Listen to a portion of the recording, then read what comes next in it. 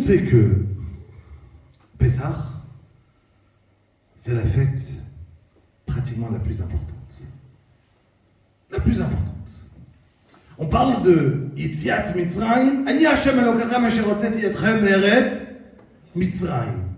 Pourquoi on ne dit pas Ani Hashem Elokechem asher barati shamayim va'aretz? Mais je suis Akadosh Baruch Hu, ton Dieu qui a créé ciel et terre.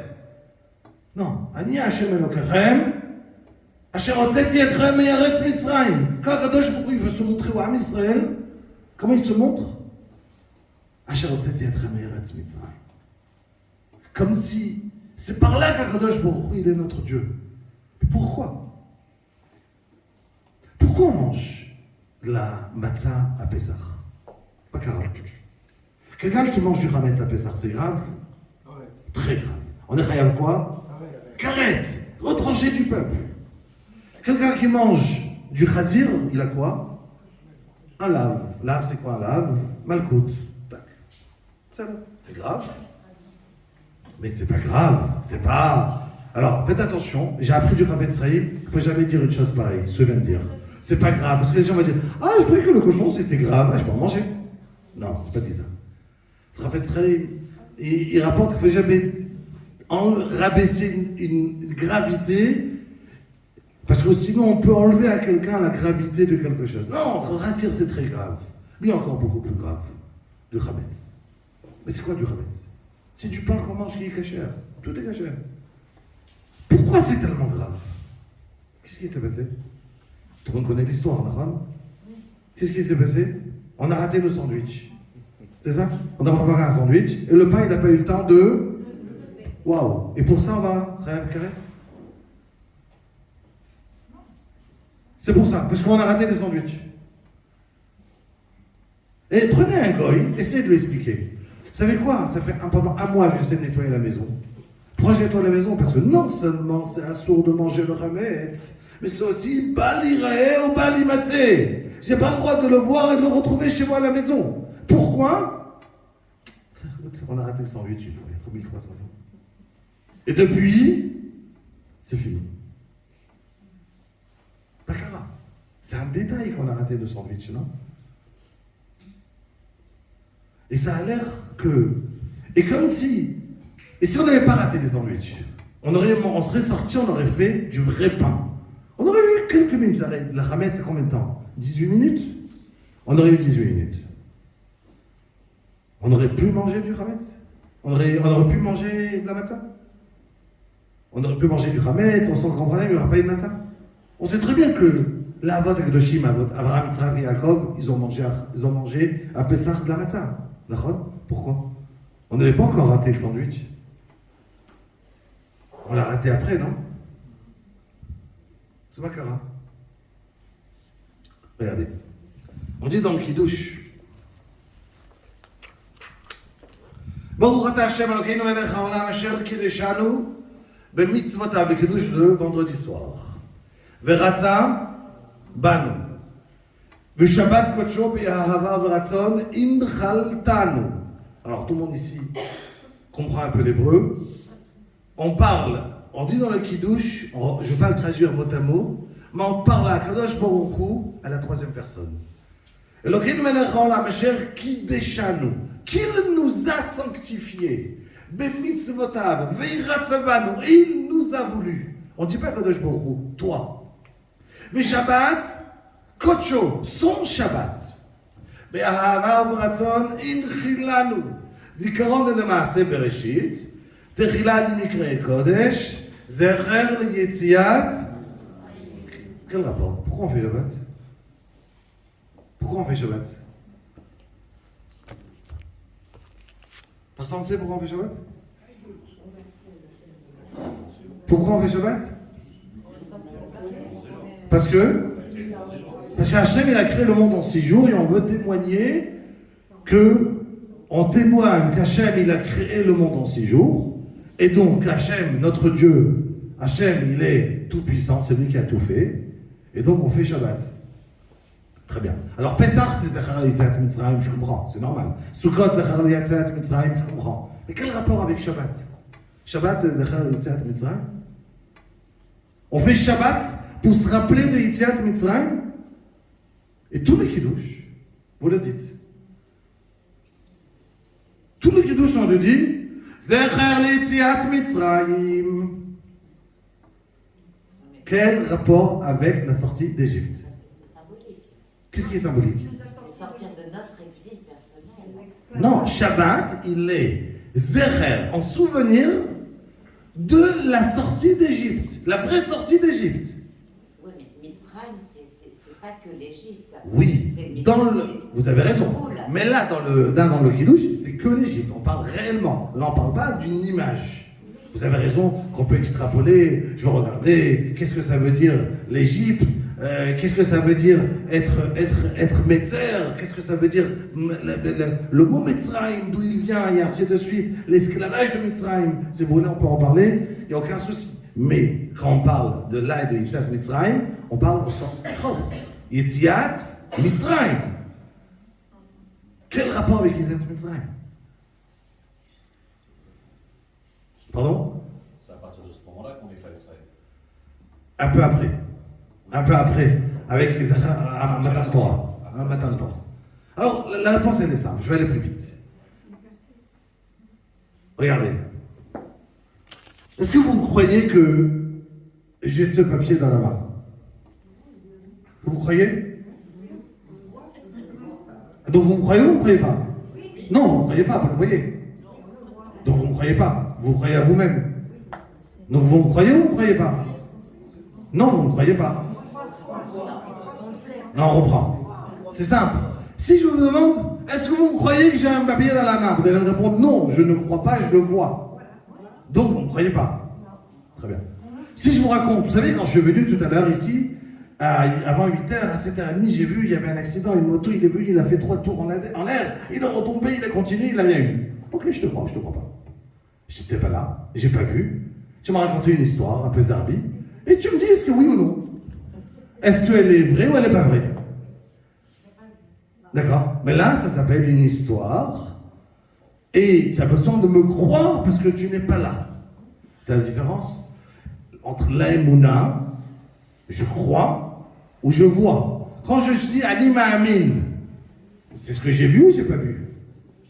J'ai pas vu. Sinon, c'est plus de l'aïmouna. Pratzkel, on a parlé des rabbanim. Pratzkel Levinstein, pardon, Rav Yecheskel Levinstein, il était Meshgiach Raponovitch. C'est lui qui a fait passer les Juifs de Mir à Shanghai. Mais Mir et Shanghai pendant la Deuxième Guerre mondiale, avec Ephraim Shmolevitz. Ils avaient le roi HaKodesh, c'est évident. Et tout ce qu'ils ont fait, c'est extraordinaire. 3000 personnes de la yeshiva, avec les rabbinim et les familles autour, ils ont fait Mir Shanghai. Pratzkel, avant de mourir, il a dit « Moi, je n'aurai plus de mérite sur la Emouna, car j'ai vu Hachem pendant la Shoah. » Il n'a pas vu. Mais sa manière de dire, qu'est-ce qui s'appelle voir, la Emouna, elle était tellement forte qu'il a considéré « Veyadata ayom, v'ashemota elevavera » qui est Hachem ou Elohim. Veyadata. Il y a une yedia très forte. Une yedia très forte, ça s'appelle quelque chose que je sais au profond de moi. D'accord? Et que je peux comprendre qu'est-ce que ça veut dire, une yedia. Quand je parle de Yetziat Mitzrayim, alors, il est arrivé quelque chose d'extraordinaire qui n'est jamais arrivé avant. Quand Kadosh Baruch Hu, il a créé le monde en 6 jours. Le dernier qui arrivait sur Terre, pratiquement, c'était l'être humain. Quand il arrivait, tout était déjà là. Et là, Hachem, il dit à Adam, Arishon et Chava, tu sais, tout ce qui s'est passé là, tout ce que tu vois, c'est moi. Qu'est-ce qu'il a dit à Adam, Arishon? Je te crois. J'ai vu? Non, je peux pas. Donc, je te crois. La Emouna, elle est forte, très forte. Mais ça reste une Emouna. Vu, j'ai pas vu. À partir de quel moment le Shabbat, il est devenu un Shabbat où on est ma'amin d'une manière, Veyadat Hayom, que je crois, mais d'une manière inébranlable. Quand quand j'ai vu. À quel moment? Yetziat Mitzrayim. Quand on est arrivé à Yetziat Mitzrayim, Akadosh Baruch Hu, il a fait les 10 plaies. Esther Makot, 50 Makot Alayam, ou bien 250 chacun dans sa déote, tout ce qu'il y a eu. Yam Israël, ils ont dit ils ont pris avec le doigt et ils criaient voici Akadosh Baruch Hu, Rata Shifra Alayam, Mashadora, Yecheskel Ben Bouzi. Tout ce qu'ils ont vu, Am Israël, la force de la Emouna qui sont arrivés, et une Emouna tellement forte que c'est devenu pratiquement une vision. Ça a renforcé toutes les mitzvot. Toutes les mitzvot aujourd'hui, c'est plus une Emouna simple, mais c'est une Emouna inébranlable. D'où la raison qu'aujourd'hui, même Shabbat, ça devient Zecher Liyat Mitzrayim.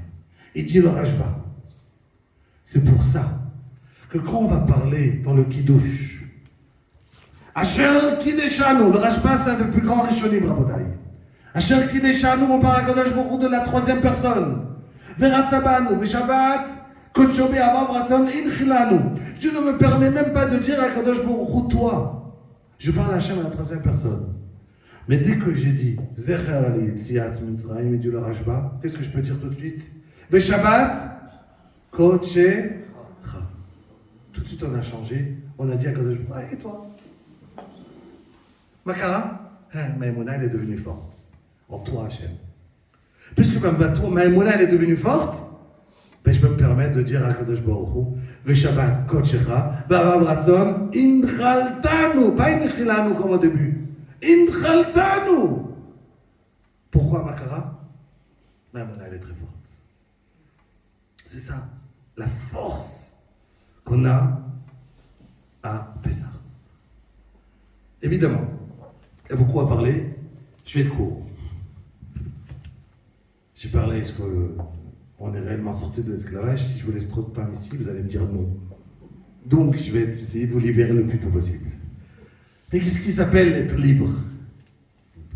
Est-ce qu'on peut dire qu'on est donc des sachants et non pas des croyants, puisqu'on a vu la révélation? Alors, c'est pas plus juste. Entièrement d'accord pour une personne qui était au temps de Yetziat Mitzrayim. Aujourd'hui, nous, on est des croyants. Akadosh Baruch Hu, il va montrer à chacun, il va se dévoiler à chacun, mais chacun a toujours la prière pour ne pas que l'être humain y perde son libre arbitre. Il aura toujours un moyen de dire c'était autre chose. Toujours. C'est la raison que l'inissim n'est pas le moyen le plus fort pour être Mahamin. Pas du tout. Le plus grand d'être Mahamin, c'est la Torah. Rien d'autre. Ra'ata Shifra Alayam, Mashallah, Yecheskel Ben Bouzi pendant Kriyat Yam-Souf, mais la même Kriyat Yam-Souf, elle s'est finie, la même Shifra, elle est restée Shifra, Yecheskel Ben Bouzi, il est resté en avis. Ça veut dire qu'on a montré un cadeau extraordinaire. Hachem, il est venu, il s'est dévoilé, mais la Shifra, elle n'est pas devenue une servante, elle n'est pas devenue le plus grand avis du monde. Non. Elle est restée à son niveau. Pourquoi? Quand on donne à quelqu'un un cadeau, il le repère très vite. On peut être mitpel, je ressors, waouh! Mais derrière, je reste quand même. Et pas l'autre, et ça va, et c'est fini. La grandeur, alors je vais être mécanisé, comme je l'ai dit 5 minutes. Qu'est-ce que ça veut dire être libre? On a parlé de Rabbi Kanevsky. Il était libre ou il était esclave pendant 24 heures? C'est quoi être libre? Libre, il y a quelqu'un qui imaginait, voilà, je vous donne un exemple. Une fois, il y a quelqu'un qui m'a raconté qu'il était déménageur, il travaille toute la journée. Il porte des frigidaires, des armoires, des congélateurs. Il faisait des heures sup pour s'acheter une nouvelle voiture. Et voilà qu'il me dit, ah bon, Hachem, super, j'ai pu m'acheter une super voiture et tout. Je dis, ah bah, qu'est-ce qu'elle a ta voiture? Il m'a dit, toute option. Je dis, qu'à toute option? Attends, mais tu te rends pas compte, les rétroviseurs, c'est tout seul, ça se remonte. Les vitres, j'appuie sur un bouton, ça descend. Je dis, ouais, tu as raison, mais je préfère ne pas porter un frigidaire et tourner une manivelle de temps en temps quand j'ai besoin. vaut mieux ne pas avoir besoin de porter très lourd et de tourner une manivelle, on est bien d'accord? C'est quoi tourner une manivelle? Ça te fatigue si tu es déménageur? C'est quoi l'objet? C'est la position qui veut se positionner. Qu'est-ce que j'ai? Quel rang je suis dans la société? Est-ce que j'ai ça, j'ai ça, j'ai ça? Je suis esclave d'un certain niveau de vie que j'ai besoin de me mettre. Et à cet esclave-là, j'ai besoin d'aboutir en ayant ça, ça et ça. C'est très dur.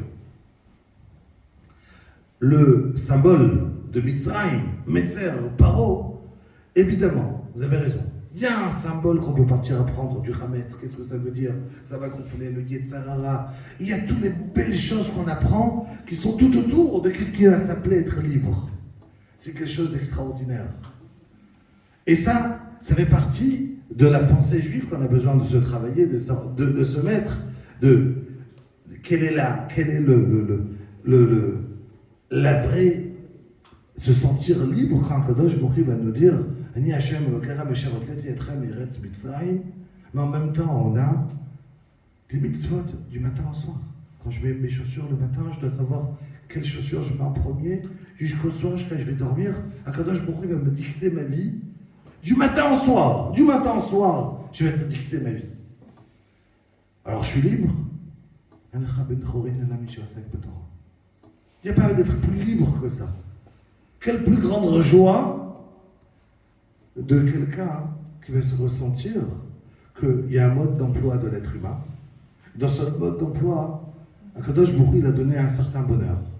Dans le bonheur qu'Hachem nous a mis, il t'a dit, moi je vais faire comment tu peux être heureux.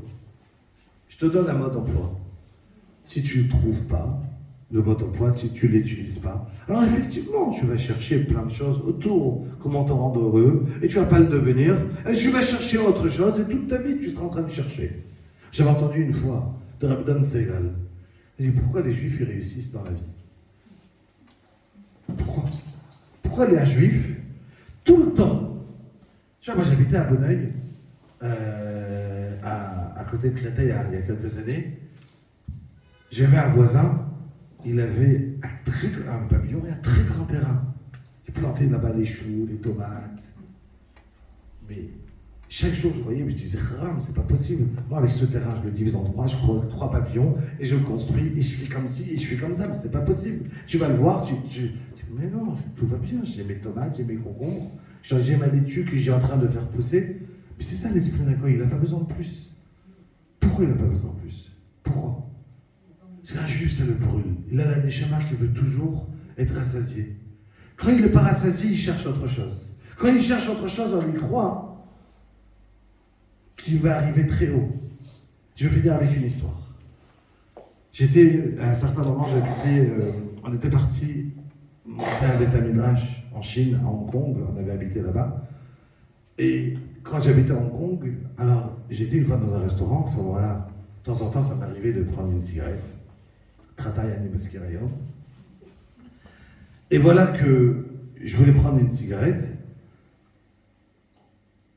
et il y a un juif là-bas au restaurant où j'étais à Hong Kong. Je ne sais pas s'il fumait ou fumait pas. Je vais chez lui, je lui demande, tu as du feu?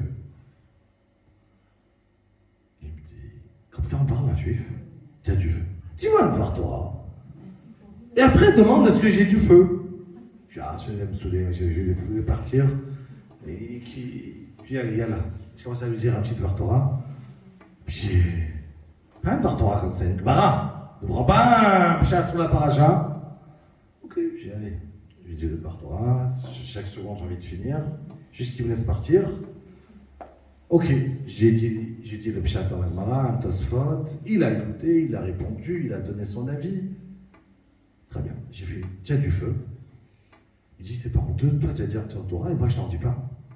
Et voilà. Allez, je l'écoute. En un mot, son Dvar Torah, c'était, tout le monde le connaît, ce passouk, il en vaut la peine. Aborek El Bomaim. Tout le monde connaît quand les frères de Yosef, ils ont jeté Yosef dans le puits. Alors qu'est-ce qu'il y avait écrit? Qu'est-ce qu'il y avait dans le puits? il n'y avait pas d'eau.